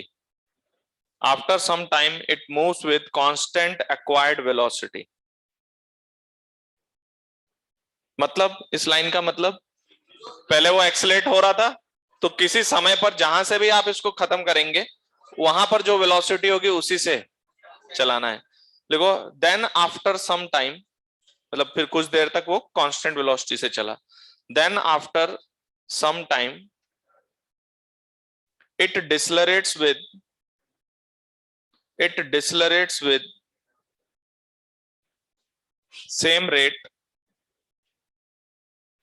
same rate as initial acceleration. समझ गए क्या कौन सा part? यानी 5 metre पर second square से वो क्या कर रहा था? पहले तो एक्सेलरेट कर रहा था, और डिसलरेट भी हमने किससे किया? 5 मीटर पर सेकंड स्क्वायर। ठीक है, तो लिखिए then if the total time of journey is, तो if the total time of journey is 25 second, total time of journey is 25 second, and the average velocity of the journey is 72 kilometer per hour, 72 kilometer per hour। then find out the time interval, find out the time interval in which particle moves with constant velocity, in which the particle moves with constant velocity। Okay, देखो पहली बात, question को करने से पहले उसका track सीखना चाहिए कि हमें करना क्या होता है। पहले बताओ इसमें स्टेप बाय स्टेप चल रहा है क्या मामला? पहले एक्सीलरेशन, फिर कांस्टेंट वेलोसिटी, फिर डिसलेरेशन। तो हम चाहें तो कोई जरूरी नहीं है ग्राफ बनाना, पहले मैं 0 से लेकर टी टाइम तक उसको क्या कर दूंगा? एक्सेलरेट। फिर अगले डेल्टा टी टाइम तक कांस्टेंट वेलोसिटी के इक्वेशन से डिस्प्लेसमेंट निकालूंगा, और लास्ट में डिसलरेट करूंगा। तो पहले बताइए अच्छा इसमें क्या लिखा मैंने, एक minute, initial acceleration deceleration with the same rate, जहां पे मैंने लिखा ना same rate as initial acceleration, वहां ब्रैकेट में लिखो या यहीं पे लिख लो ब्रैकेट में, finally particle come to at rest. Total time of journey जो मैंने दिया वो कौन सा है, 25 सेकंड, तो यानी 25 सेकंड पे रुक जाना है, लिखो finally particle will come to at rest, मतलब रुक गया वो, आगे लगातार जारी नहीं है उसका मोशन। तो पहले accelerate, then constant velocity, then decelerate.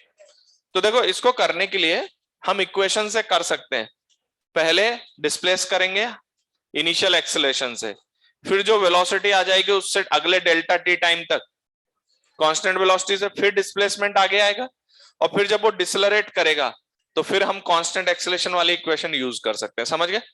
But अगर हम इसमें ग्राफ से चले तो थोड़ा जल्दी क्वेश्चन को एनालाइज किया जा सकता है, तो मैं इसके लिए वीटी ग्राफ बना रहा हूं।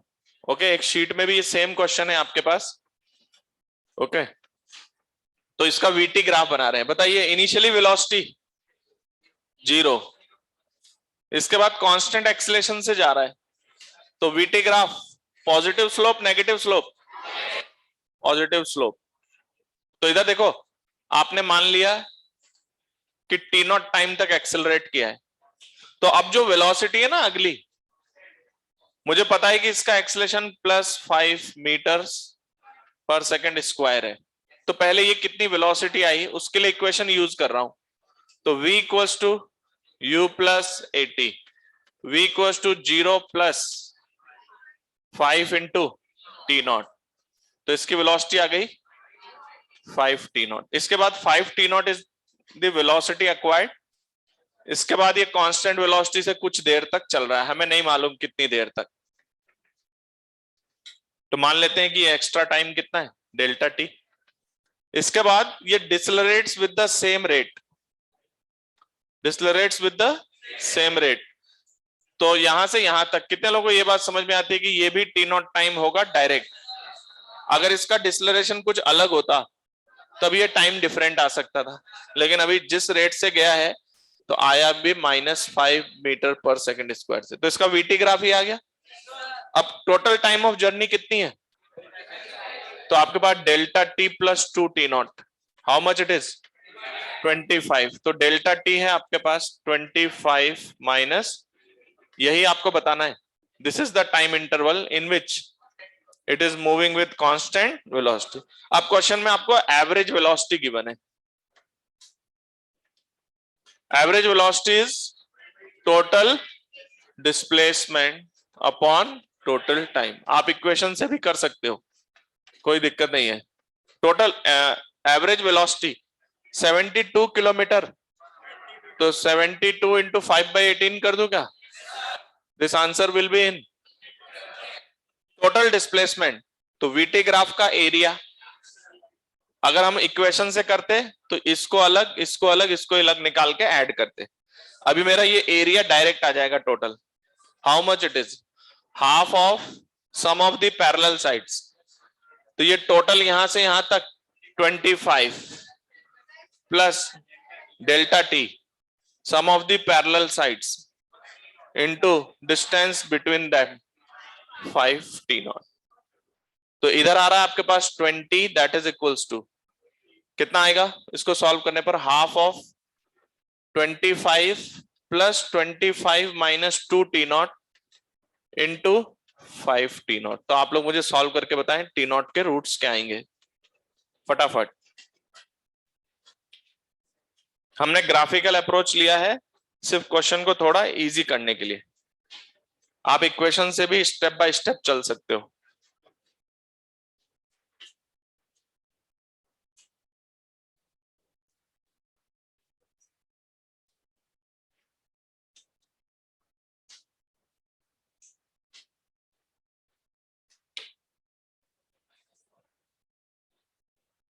क्या टी नॉट, ऐसे मत करो यार,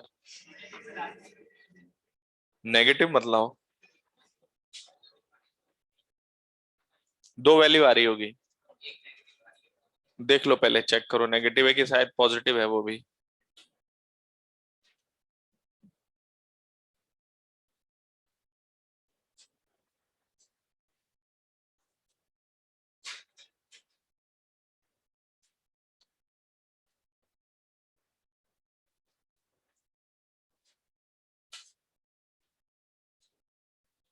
इसके फैक्टर डायरेक्ट नहीं हो रहे क्या? 1 और 4 आ रहा है। मैंने कोई डेटा गलत दे दिया क्या?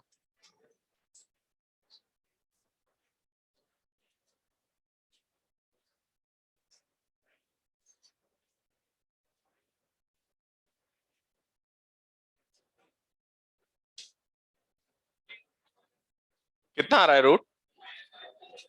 -5?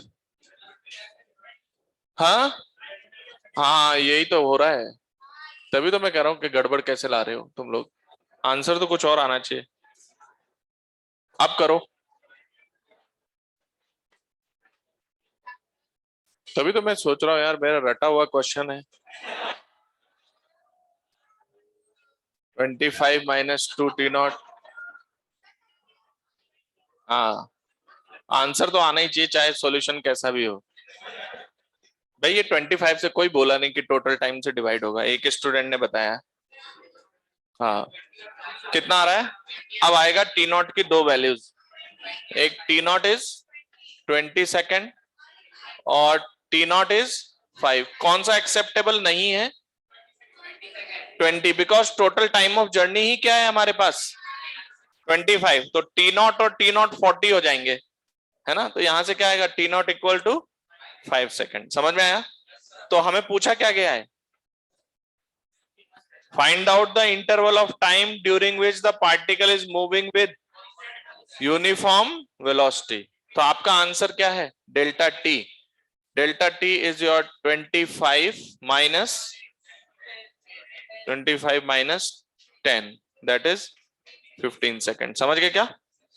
तो कभी कभी हम लोग ग्राफ भी बना लेते हैं, कोई जरूरी नहीं है ग्राफ बनाना। आप घर पे ना अपने आप ऐसे करना, ग्राफ मत बनाना।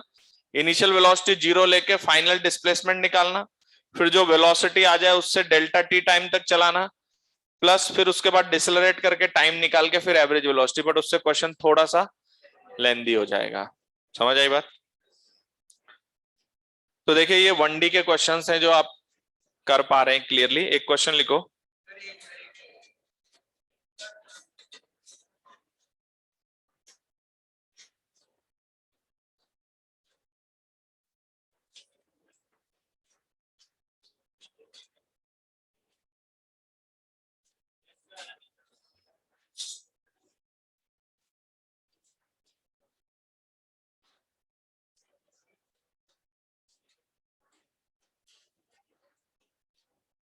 ठीक है, क्वेश्चन लिखिए। अ बलून इज, नोट कर रहे हो क्या?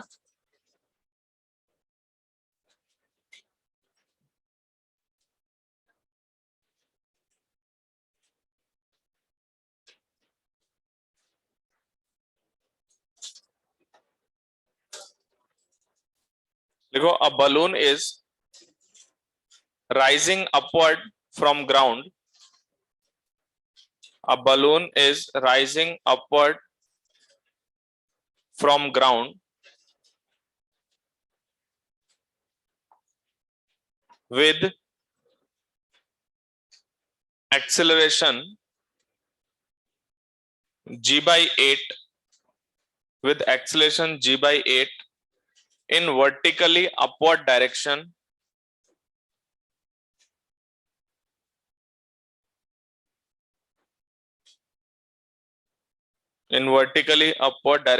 starting from rest. पहले देखो, क्वेश्चन बाद में लिखेंगे, पहले इस बात को समझ लें। आधे लोगों को ये बात समझ में नहीं आती, क्योंकि जब मैं सॉल्व करूंगा तो कुछ लोग बोलेंगे सर इसमें जी नहीं लेंगे क्या, ये नहीं लेंगे क्या। देखो, आपका बलून ऊपर एक्सीलरेट कर रहा है कितने से? तो इस पे आपको पता है थोड़ा बहुत एनएलएम कि नेट फोर्स ऊपर ही होगा, तभी तो इसका एक्सेलरेशन ऊपर आ रहा है। तो जो बलून का जो सिस्टम है ना, उसमें अंदर से एक अरेंजमेंट लगा हुआ है जिसके थ्रू उसको ऊपर की तरफ इतना फोर्स मिल रहा होगा ताकि वो mg को ओवरकम करने के बाद ऊपर कितने एक्सेलरेशन से जा रहा है। बात समझ गए? तो कोई ये मत कहना कि सर आपने इसमें जी कंसीडर क्यों नहीं किया। जी कंसीडर्ड है, लेकिन मैंने बलून का नेट एक्सेलरेशन बता दिया आपको। तो उसको ऊपर ले जाने के लिए कोई एफ फोर्स है, f minus m g equal to m into g by 8। तो एफ कितना लग रहा होगा? तो डायरेक्ट आपको एक्सेलरेशन दे दिया गया। क्वेश्चन लिखिए, after reaching to height capital h, after reaching to height capital h, a stone is released, a stone is released. Okay, तो हाइट एच पे जाने के बाद एक स्टोन को हम रिलीज कर रहे हैं। तो हम लोग क्वेश्चन बाद में देखेंगे, पहले रिलीज का कॉन्सेप्ट समझ लो। एक बार बताइए, अभी मेरे हाथ पे चौक है, ठीक है, आई एम जस्ट रिलीजिंग, ये रिलीज कर दिया। तो एक मिनट रुक जाओ, इधर कॉन्सेंट्रेट करो बात पे कि जब मैंने इसको रिलीज किया, मेरे हाथ की पॉइंट की क्या वेलोसिटी है, वही वेलोसिटी किसकी है, ठीक है। अब मान लो मैं इसको ऐसे फेंकू, तो हाथ को ऐसे घुमा के, जैसे आप लोग क्रिकेट खेलते हो, तो जब आप ऐसे छोड़ रहे होते हो बॉल को, हाथ घुमा के फेंकते हो ना, तो जब आप ऐसे छोड़ रहे हैं तो जस्ट आप उसको रिलीज करते हैं, वहां से पुश नहीं करते हैं। क्या करते हैं, आप उसको रिलीज करते हैं। पुश करना अलग बात होती है, रिलीज करना अलग बात होती है। तो रिलीज मतलब जस्ट छोड़ना है आपको। अरे यस और नो? तो जस्ट छोड़ने का मतलब है कि आप जब हाथ ऐसा टर्न करके छोड़ोगे, तो इस टाइम पर हाथ के पॉइंट की कुछ वेलोसिटी है क्या, तो जब आप छोड़ोगे तो उसी वेलोसिटी से ये आगे जाएगा। बात समझे? तो रिलीजिंग जो कॉन्सेप्ट है, जस्ट आपको हाथ से ऐसे छोड़ देना है। तो क्या उस समय हाथ की जो वेलोसिटी है वही बॉडी की वेलोसिटी होगी, हाँ या ना? तो बलून ऊपर उड़ रहा है, बलून ऊपर उड़ रहा है। अब मुझे एक पार्टिकल रिलीज करना है, ना कि थ्रो नहीं करना है। क्या करना है? रिलीज। तो मैं हाथ ऐसे बाहर निकाल के और ऐसे छोड़ दूंगा, तो क्या होगा, जो हाथ की वेलोसिटी है वही उसकी वेलोसिटी होगी। कंफर्म? जैसे कभी कोई क्वेश्चन आता है, एक कार चल रही है और एक पार्टिकल को हमने विंडो से बाहर फेंकना है, तो थ्रो करना तो एक अलग चीज होती है, रिलीज करना एक अलग बात होती है। तो रिलीज करने का मतलब उस समय जो होल्डिंग पॉइंट की वेलोसिटी है वही उसकी वेलोसिटी होगी, हाँ या ना? तो हम इसको ऐसे रिलीज कर रहे हैं, तो जो वेलोसिटी है वही आएगी।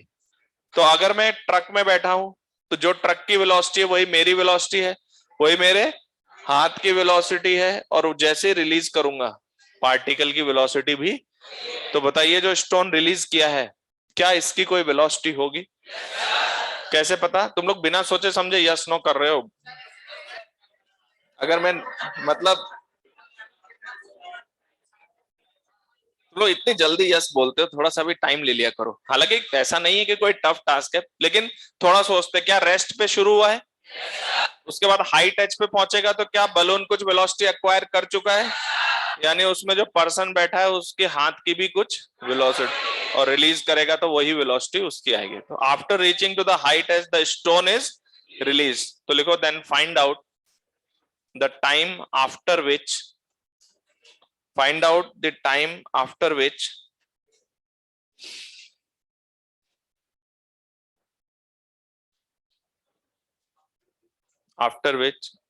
the particle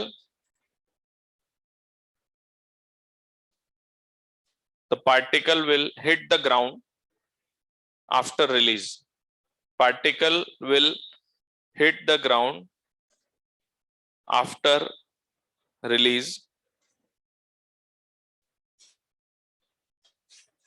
ओके, तो देखिए सिंपल क्वेश्चन है वैसे तो, जस्ट रिलीजिंग का कॉन्सेप्ट समझाने के लिए ये क्वेश्चन लिया गया है।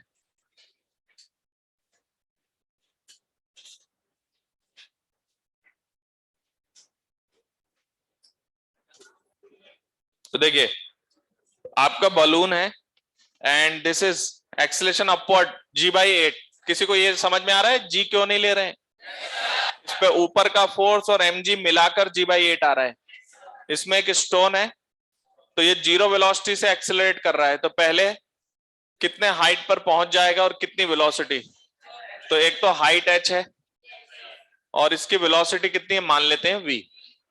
तो पहले मैं इस फंक्शन के अकॉर्डिंग एक्सेलरेशन a ले रहा हूं, कितना है, g/8। तो टेकिंग अपवर्ड एज पॉजिटिव, तो v equals to u plus at। But मुझे चाहिए क्या, वेलोसिटी, और मालूम क्या है, डिस्प्लेसमेंट। क्या मालूम है? तो v square equals to u square plus 2a delta y।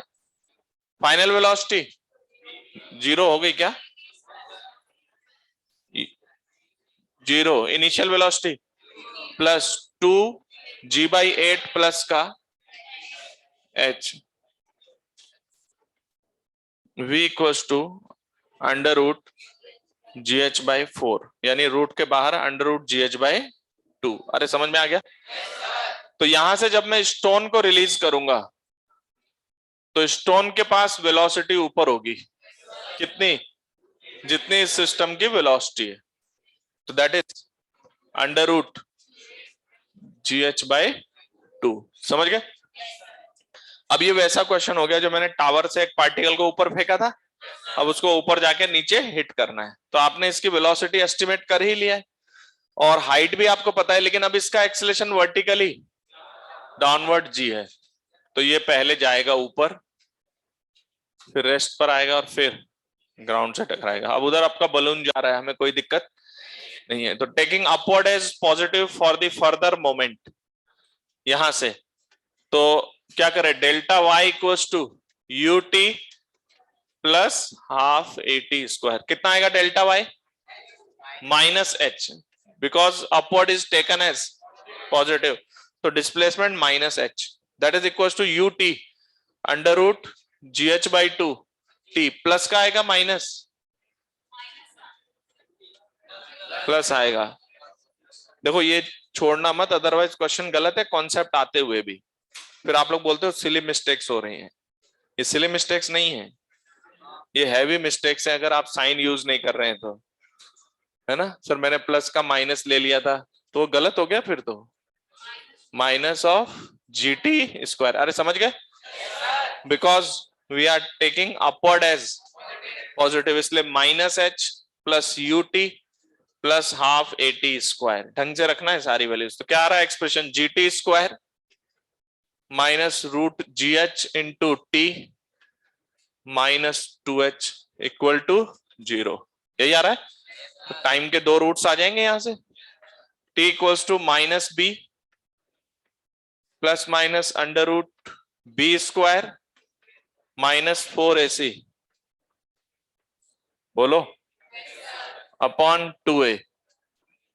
तो मेरे पास T की वैल्यू आ रही है, रूट GH तो कॉमन ले लिया मैंने, और ये आ रहा है प्लस माइनस, चलो कॉमन मतलब यहाँ आ रहा है 3 root GH, 3 root GH upon 2G। समझ गए? अब क्या करें?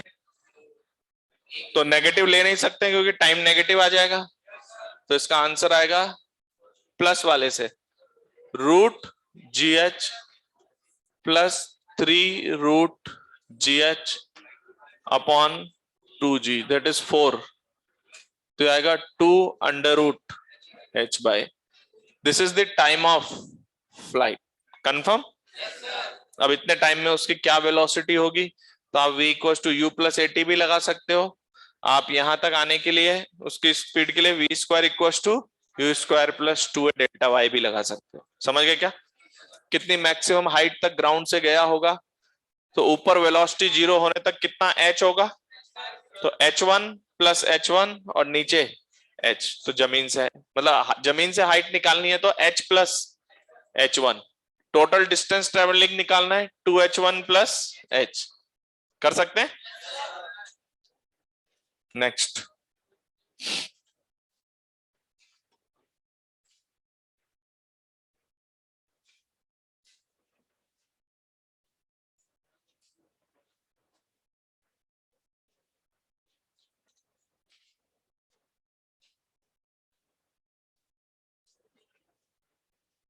किसी को कोई डाउट कि सर इस स्टोन की वेलोसिटी ऊपर क्यों है?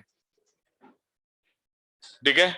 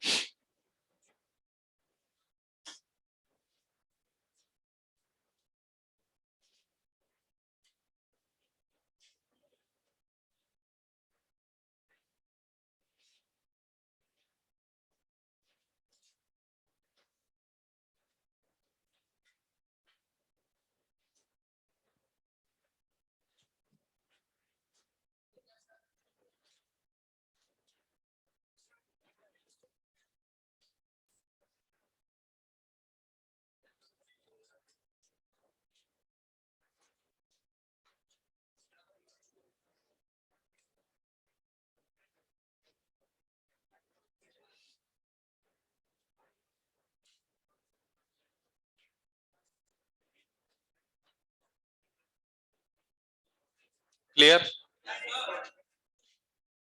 तो देखिए अब हम लोग प्रोजेक्टाइल मोशन स्टार्ट करेंगे। तो हेडिंग डालिए।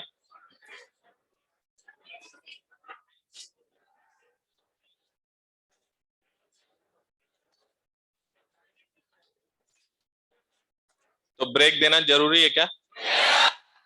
तो कैसे आवाज आई है देखो, एनर्जी तो है आप लोगों के पास।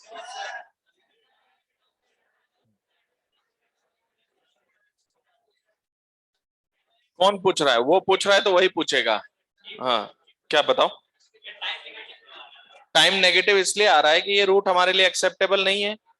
भाई क्वाड्रेटिक को क्या पता कि आपका सिस्टम क्या है? इस इक्वेशन को सेटिस्फाई करने वाली दो वैल्यूज हैं, लेकिन हमारे लिए तो एक ही वैल्यू आएगी। समझ गए? हाँ। नहीं, ऐसा कुछ नहीं, ये इक्वेशन है, ये तो मैथमेटिकल नंबर है, लेकिन हमारे फिजिकल सिग्निफिकेंस में टाइम नेगेटिव नहीं है। ओके। एच पॉजिटिव लिया कहां पे? हाँ हाँ, डिस्प्लेसमेंट, डिस्प्लेसमेंट यहां से आएगा। अरे बातचीत मत करो, डिस्प्लेसमेंट यहां से यहां तक आएगा। समझ आई बात? हाँ। तो अभी तो देखो, एक बात बताइए, आपको स्टार्टिंग में मैंने जब चैप्टर स्टार्ट किया था तो पूरा जनरल पढ़ाया है। R vector something x i cap plus y j cap plus z k cap, उसको डिफरेंशिएट कर देते हैं, वेलोसिटी आ जाती है, उसको फर्दर डिफरेंशिएट कर देते हैं, एक्सेलेरेशन आता है। यही होता है। अच्छा, आप एक बात नोटिस करो कि आर की value x i cap plus y j cap plus z k cap, अगर मैं आपसे बात करूं कि डिस्प्लेसमेंट कितना है पार्टिकल का, तो क्या आप कह सकते हो X two minus X one I cap, Y two minus और Z two minus Z one. उससे नेट डिस्प्लेसमेंट कितना आएगा? Under root of X two minus X one का whole square plus Y two minus Y one का plus Z two minus Z one का whole square, यही ना? अच्छा एक बात बताइए, अगर मैं आपसे कहता हूं कि पार्टिकल के एक्स डायरेक्शन में कुछ वेलोसिटी है, तो क्या आपको यह बात समझ में आता है कि जैसे एक्स डायरेक्शन की वेलोसिटी का मतलब है dx बाई dt, और एक्स डायरेक्शन के एक्सीलरेशन का मतलब है d v x by d t. तो अगर मैं एक्स डायरेक्शन पे वर्कआउट करता हूं, तो क्या आपको यह बात समझ में आती है कि एक्स की पोजीशन, इनिशियल एक्स डायरेक्शन की वेलोसिटी और एक्सीलरेशन, इनसे हम सारी इक्वेशन डील कर सकते हैं, लेकिन वो किस डायरेक्शन की होगी? एक्स की। समझ गए? अच्छा, इसी तरह से अगर हम y को डील करें तो y की पोजीशन हो गई y, y की वेलोसिटी हो गई dy बाई dt, जिसको हम लोग vy बोल सकते हैं, और इसी तरह से z की हो गई, सॉरी y डायरेक्शन का एक्सेलरेशन हो गया dvy बाई dt। सही बात है? अच्छा, इसके बाद अगर z में भी पार्टिकल चल रहा है तो ये तीसरी इक्वेशन z के लिए भी। आपको ऐसा नहीं लग रहा कि x में एक 1D वाली इक्वेशन चल रही है? याद रखना, 1D बोलने का मतलब v equals to u plus a t नहीं बोल रहा हूं। 1D का मतलब जैसे आप 1D में सॉल्व कर रहे थे, कैसे सॉल्व कर रहे थे? चाहे एक्सेलरेशन कांस्टेंट हो, चाहे वेरिएबल हो, x को आप एक डायरेक्शन प्लस मान लेते थे और दूसरे को माइनस मान के उस डायरेक्शन को डील करते थे। सही बात है? इसी तरह से आप y डायरेक्शन में भी एक को प्लस और दूसरे को माइनस मान के डील कर सकते हो, और तीसरे को z को एक को प्लस और दूसरा माइनस, अपोजिट डायरेक्शन, उसको लेके डील कर सकते हो। यस और नो? लेकिन अब आपका पार्टिकल क्योंकि वन डायमेंशन में नहीं है, तो हो सकता है वो किसी प्लेनर मोशन में हो या किसी थ्री डायमेंशनल मोशन में हो। तो हम आपसे जानना चाहते हैं कि भाई पार्टिकल का डिस्प्लेसमेंट कितना हुआ। तो आप कहोगे सर एक्स में इतना, मान लो आपने कहा सर एक्स में इतना, वाई में इतना और जेड में, तो आपने एक्स वाई जेड की इक्वेशन को तीनों को अलग अलग यूज कर लिया 1D के अकॉर्डिंग।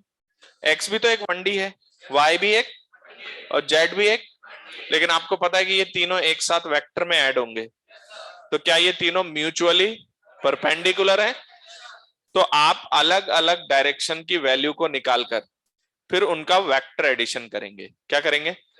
जैसे मान लो मैंने आपसे कहा कि पार्टिकल की वेलोसिटी बताइए, सबको लग रहा है कि सर बेल लग चुकी है, अब हमारे दिमाग में कुछ भी नहीं जाएगा। लेकिन मान लो वेलोसिटी निकालने के लिए कह रहे हैं, तो आप पहले एक्स डायरेक्शन का निकालो, फिर वाई और फिर, है ना, और इन तीनों का वेक्टर सम, डायरेक्ट सम नहीं। कौन सा सम? तो एक तरीका होता है कि पूरी इक्वेशन को IJK में यूज करो और पूरा यूज करते चले जाओ, और या फिर हम चाहें तो 3 अलग अलग वन डायमेंशन यूज करके उनका वेक्टर सम। ऐसा हम क्यों करते हैं उसके पीछे रीजन है, हम चाहें तो वेक्टर से भी कर सकते हैं, बट तीनों को अलग अलग डायरेक्शन में इसलिए डील करना अच्छा होता है क्योंकि किसी पर्टिकुलर डायरेक्शन की कंडीशन आपको लगानी है, तो आप पूरी इक्वेशन पे क्यों डिपेंडेंट हो। बात समझे कि नहीं? तो हम उस पर्टिकुलर डायरेक्शन को एनालाइज करते हैं। ठीक है, तो मिलते हैं 10 मिनट के बाद। Okay, thank you. अब देखो जाग रहे हैं लोग। And good morning all of you. हमको क्वेश्चन करने का टाइम ही नहीं देते हो। नहीं देंगे कभी भी, इतना समय नहीं है बेटा।